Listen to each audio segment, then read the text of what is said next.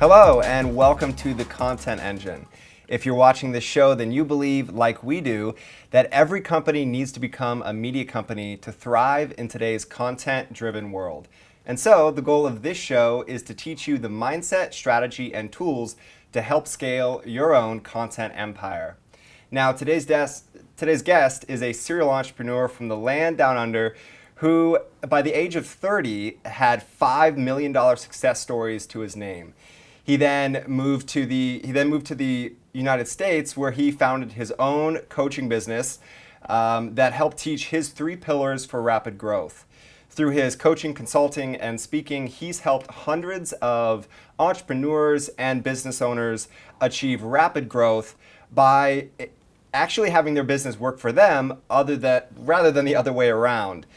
And he recently created the Rapid Growth Academy, an online platform that scales his unique approach to marketing and sales to a global audience. He's also the co-founder and executive director of the Small Business Festival, a yearly conference that helps empower small business owners to grow a successful business and brand.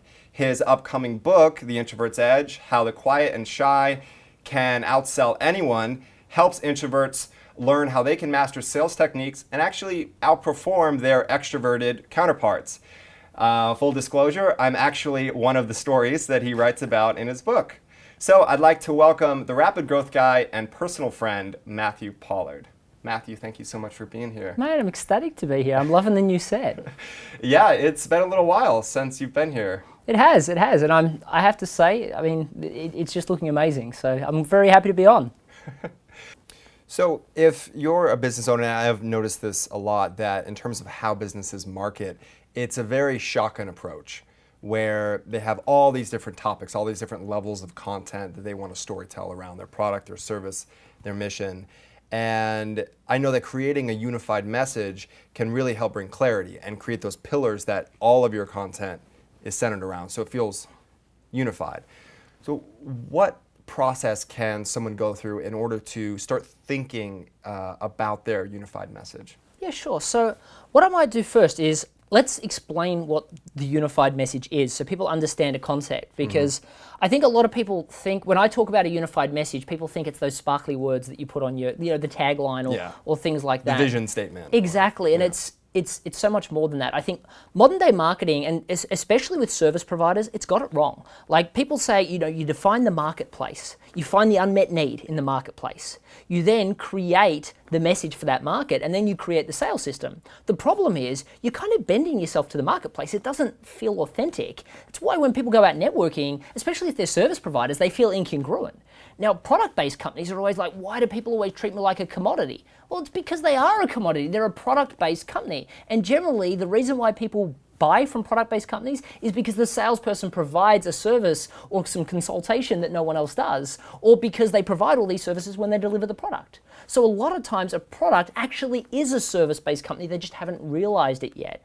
And a product-based company, even if it's just selling product, a lot of the time it's the actual person. Like Mark, you can't have a Facebook without a Mark Zuckerberg, right? You can't have a Microsoft without a Bill Gates, because these days people buy from people, they don't buy from companies. Right? So people associate with these people.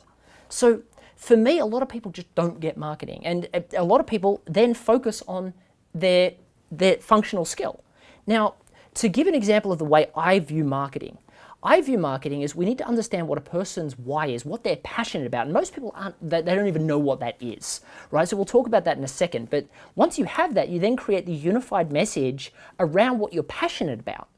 Then, once you've got that, you then look for unmet needs in the marketplace that your unified message speaks to. And then you create the sales system, because that means you're drawing the market to you. Now, this wouldn't have worked 100 years ago because you were in a small town and you're selling to the group of people that you have in front of you. So that just doesn't work. But now we live in a global economy. You can create a content engine to drive your ideal customers directly to you. You can use technology, psychology, and strategy to make them chase you. So now it doesn't matter if you've only got one customer in your city, you can drive your ideal customers from all over the world to you. So the point is, instead of chasing the customers that you think you want, you create a brand and a message that naturally draws people to you. 100%. And these days the technology exists, the delivery method exists to do that. So in the past, I used to telemarket, and I used to go out and speak to people. And I used to have to pay hundreds of thousands of dollars, millions of dollars to salespeople every year to go and do that. Now I don't need to do that. Now I switch the engine on. If I want to produce a little bit more content, I see the effect instantly in my email for order, for people opting into my database. It's so easy to do that. But again, most people go into the tactics, and this is what drives me nuts, right? People are like, okay, I need more customers, so I'll go out and network again. Well, that means I'm going to go out and network. I still don't have a strong message, so I'm going to go out and network with more people that aren't going to get the awesomeness of what I do, that are going to see me as a commodity like they always do. I'm going to create all these additional videos that don't work. Well, of course they don't work. You haven't come up with a message that separates you yet. So you're just another video that people click off. So you've got to dial it back and come to the foundational stuff. So this is kind of reverse logic for a lot of people. A lot of people are like, what can I do now to get customers straight away? Now, if you just stop, and I'm not talking about stopping for months, I'm talking about stopping for hours. Like just a few hours, just stop and do the homework first. Everything changes. And you create, we've got the rocket ship on your table. I see rapid growth as a rocket ship, right? If it's pointed at slightly the wrong direction, it burns up. If the foundations aren't strong, it doesn't get off the platform. So it's about building that first. So the best example I can give you was a client of mine called Wendy. She came to me, she taught Mandarin to kids and adults. She was a language coach. And she came to me and she said, Matt, the problem that I'm having is that all these people keep coming to me and saying, I'm trying to get new clients, and they keep saying, well, I can get it for $50 to $80, for $50 to $30 an hour, because all these new people were moving into her city, and they were willing to offer language coaching for a much more discounted price. I mean, everybody knows what it's like when you're trying to get your first customers. You're willing to discount to try and get them, and if there's enough people moving into the market like that, then it destroys the whole marketplace. And that's the problem she was having. But on top of that, she was also having to deal with a global marketplace now. There were people in China willing to charge $10 to $15 an hour for private consultation to teach people Mandarin. And she couldn't compete with that. She was losing current clients, she was struggling to get new clients. And she came to me and she said, Matt, how do I compete in this crowded marketplace? And I said, no, that's not what we do anymore. In the past, I would have focused on teaching her how to be better cold calling, how to close people better. Right, but now you want to create your own market. Exactly. So what I said to her is, what I want to do is avoid the battle altogether. So what I did is I started looking at all the customers that she worked with. And what I noticed is that she worked with hundreds of people, but there were two people specifically, and it was only two, that were executives being relocated across to China. And she helped them with a few other things as well. The first thing she helped them understand was this concept called galaxy. Now for us, galaxy means outer space. But in China, it's their version of rapport. So if I was to sit down and I was to have a meeting with you in America or in Australia or in Europe, I'd sit down with you, we'd have a conversation, and at the end of that, if I was a really bad salesperson, I would say to you, so Alex, do you want to move forward? And you would probably say yes, no, or let me think about it. Now, if you said let me think about it, I would then probably call you back, a week later? And I'd say, Alex, so what do you think? And if you still said that you wanted to think about it, well, I know my chances of getting that sale are going down and down, right? Well, in China, they're going to want to meet with you 5 or 6 times before they even discuss business. They're probably going to want to see you drunk over karaoke once or twice. Now, the reason for that is that for them, it's more important to understand the kind of person you are. Because they're not talking transactional deals, 12 and 24-month contracts. They're talking long-term relationships. Huge, like 50 to 100-year deals. I mean, this is longer than a lot of people's lifetimes. So they want to know the kind of person they're getting into bed with. She also helped them understand the difference between e-commerce in China and the Western world, and the importance of respect. See, we go to networking events all the time, and people hand us a business card. We grab it, we put it in our pocket, and we continue talking. If you do that in China, you're not doing business with them. You've got to hold the card, you've got to cherish it, you've got to look at every detail, flip it over, check out the whole back, put the card in your card case and put it away. Even bow slightly. If you do anything less than that, it's disrespectful. Same as if you learn the language but don't try and reduce your accent. They don't expect you to sound like them, but if you don't at least try, it's disrespectful and you won't do business with them. So she helped them understand these things. And I said, Wendy, you're doing so much more for these people than just private language coaching. What are you doing? And she said, well, Matt, they're just a couple of things. And I said, no. Is it fair to assume you're stuck in your functional skill? I mean, Alex, when you and I first met, we had the same conversation. I said, no, you're not a videographer. So the difference with Wendy is I said, what you're doing for these people, is it fair to assume that as a result of this, they're going to be more successful in China. And she said, well, yeah, I mean, I hope so. I mean, that's what I'm going for. I said, great. So why wouldn't we call you the China Success Coach? And why wouldn't we call your product the China Success Intensive? Forget about teaching Mandarin. That's like a $12 an hour thing now. We've just proven that. Teach them these skills. We created a 5-week program that worked with the executive, the spouse, and any children to help them be relocated to China. Now, the spouse and the children, because the children and the spouse, I mean, let's face it, if they're not successful, the executive is going to keep getting called back. Now, I then said to her, well, now who's your client? And she said, well, it'd be the executive, right? Because, they're terrified to move across to China. I mean, I can empathize with that. I was terrified coming to America, and they speak the same language here. Well, kind of. Now, I said, but no, that's not your customer. She said, well, then it'd be the corporation, right? They've got sometimes hundreds of thousands, if not millions of dollars riding on that. Now, when we're talking about content, you've got to know who your customer is. She could have created all this content to speak to the family or to speak to the corporation. I said, no, that's not your customer. And she said, well, then who is it? I said, it's the immigration attorney. And she said, what do you mean? I said, well, when I came to America, I had to go to an immigration attorney to get my visa, then my green card. When an executive's being relocated, they've got to get a visa too. So these are the customers for you. What you need to do is not sell them on having your training, but sell them on selling your training. So she started approaching immigration attorneys and she said, how would you like to make $3,000 for any introduction to the China Success Coach that results in a client? And they said, well, we make $2,000 to $5,000 for doing all the paperwork, all the bureaucracy, and we have to find the customer for doing these visas. What would I have to say? And she simply responded, well, all you've got to say is, congratulations, you've now got your visa. Now, I just want to double check, are you as ready as possible to be relocated across to China? And they would say, well, we've learned the language, we've got our place organized, and we've got our visa, thank you. I think we're good. And they'd respond, no, there's a lot more to it than that. I think you need to speak to the China Success Coach.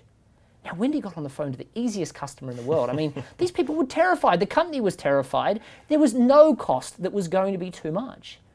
So Wendy then made, after a $3,000 commission, $27,000. She charged $30,000 for this product with the easiest sale in the world because these people were motivated to buy. So she transformed her business from being a product company to selling an actual solution.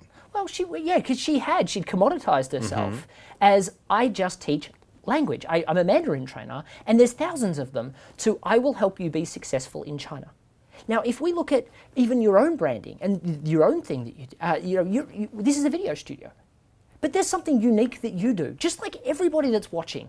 There's something unique. Everybody's got unique experiences, unique customers that have allowed them to learn how to look after a specific demographic of people, unique educations, unique upbringings. We all have them that perfectly qualify us to create something amazing for a demographic of people that will appreciate it. For you, it's for people that want to create a consistent narrative, not just do a video here and a video there, but create a continuous narrative. You loved the storytelling element over a period of time, and that's why we came up with your brand, the Narrative Strategist, and we created that brand because it's what you did. It's more congruently you than videographer. For Wendy, it was more congruently her than language trainer. For me, rapid growth is more congruently me than sales trainer, branding expert, social media strategist, master in neural. I'm too many things and nobody cares. Right, and social media strategist, business coach, videographer. It makes people put you in this box where you're just like everyone else. But when you create a unified message, narrative strategist, rapid growth, it creates this sense of mystery where someone just feels instinctively like they want to ask more because, oh, I haven't heard of that. What exactly do you do? Exactly. And it makes them open to learning more about the unique value proposition and solutions that you can provide. 100%. Now, the way I see rapid growth, and the question you asked me was, how do people go about doing it? So I think let's first go to the first foundational building block. For me, as I said, modern day marketing looks at the gap in the market, the message, the sales system, and then forces you to bend to the market. What I focus on is saying, well, what's innate about me? What am I passionate about? When we looked at you, when we looked at Wendy, when we looked at everybody that I've worked with, the first thing I do is I get people to write down 3 business goals and 3 personal goals using SMART criteria, but the most important elements are specific, measurable, and time-based. But that's really a means to an end But I get people to summarize those goals in 250 words or less, including the important part, which is why it's important to them. Now, the reason why that's important is the why is the driver of their passion.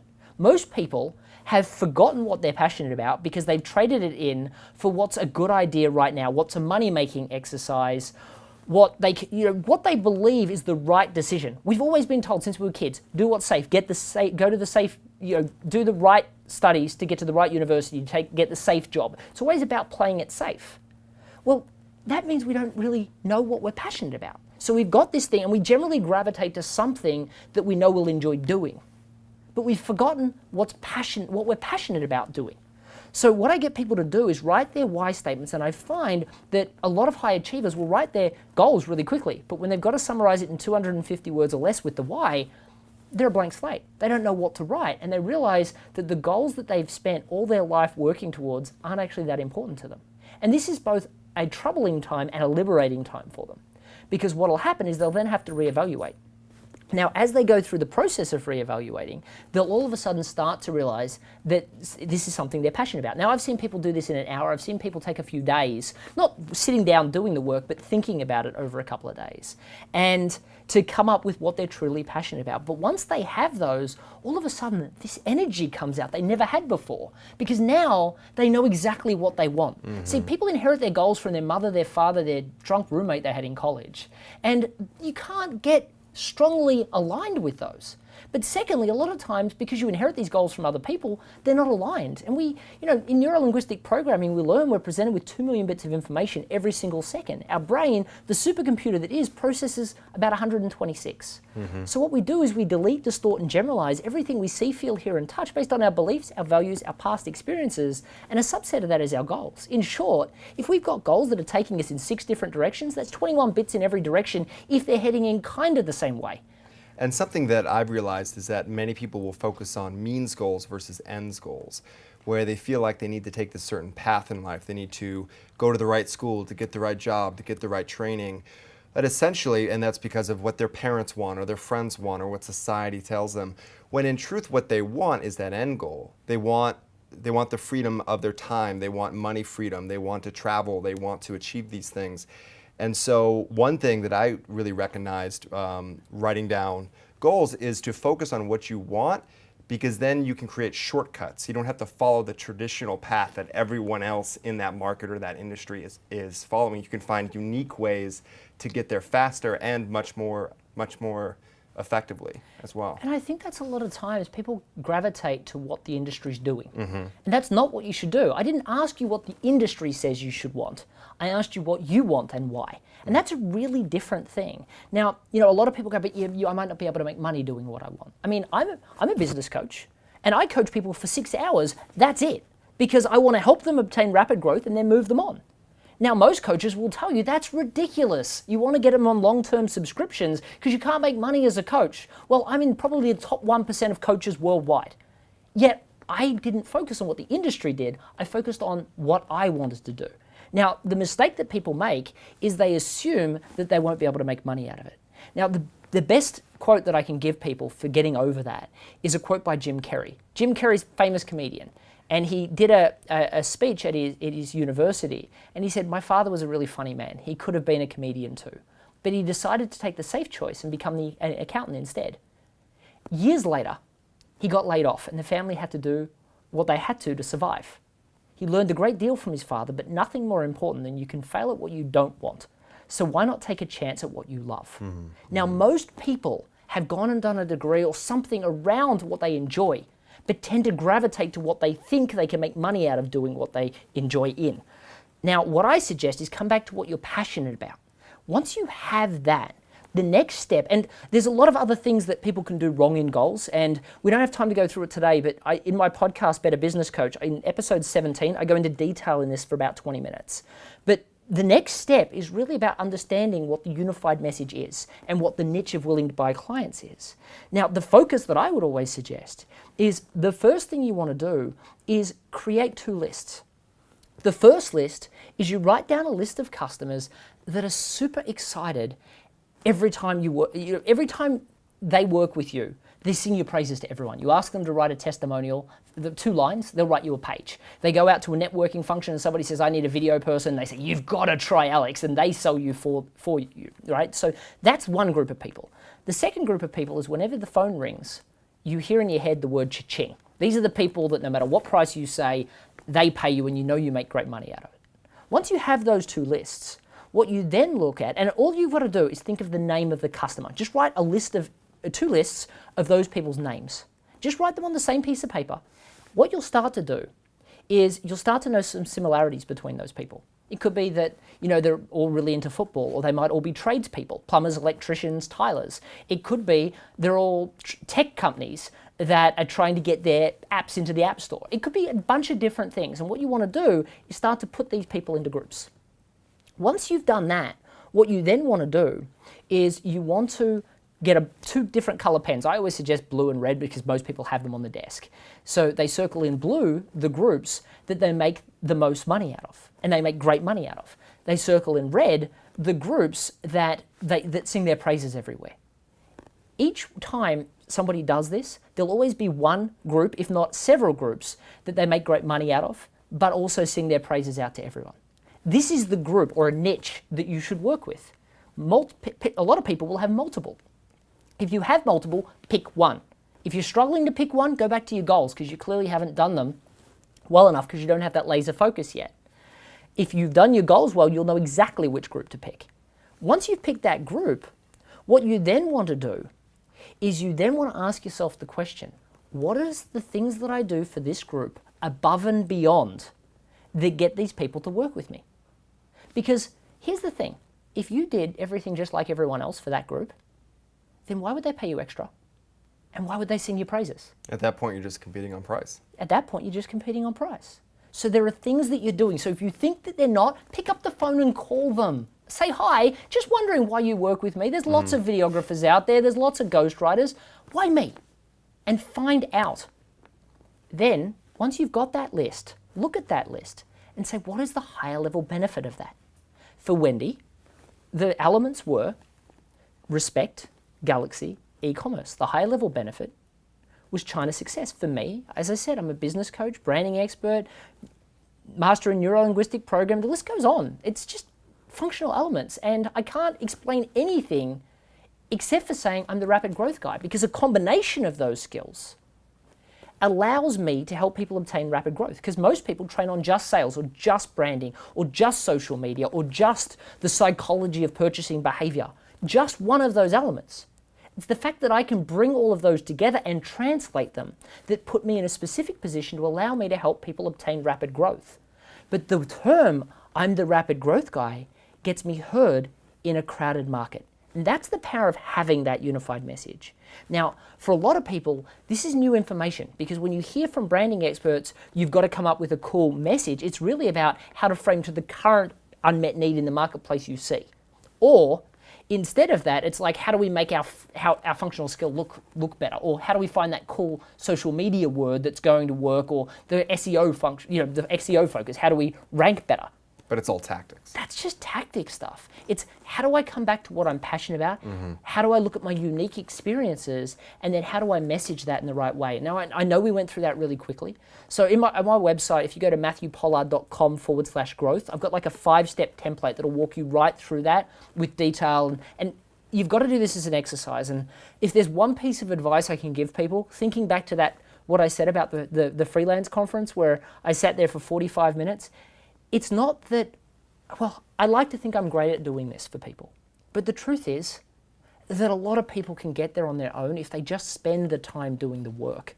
I mean, the template that I'm talking to you about, I've had people just do that template after hearing this story and go and double the size of their business in the next 2 months. The problem is that most people just don't do this. So the piece of advice, the biggest piece of advice I can give people to success is focus on working on your business and not just on making the procedures better, but the marketing of your business. And then move forward. Hi, Alex here. This concludes part 1 of my conversation with Matthew Pollard. We ended up having a great conversation that we decided to split it into 2 parts. So next week, we'll be chatting with Matthew again, this time around how to effectively use storytelling as part of your content. how to make your content more evergreen, and how to develop your core blog post that helps you streamline your lead generation process. This is a weekly show, so I encourage you to please subscribe on YouTube or on your favorite podcast app. Thank you so much for watching this episode, and we'll see you next week with part 2 with Matthew Pollard.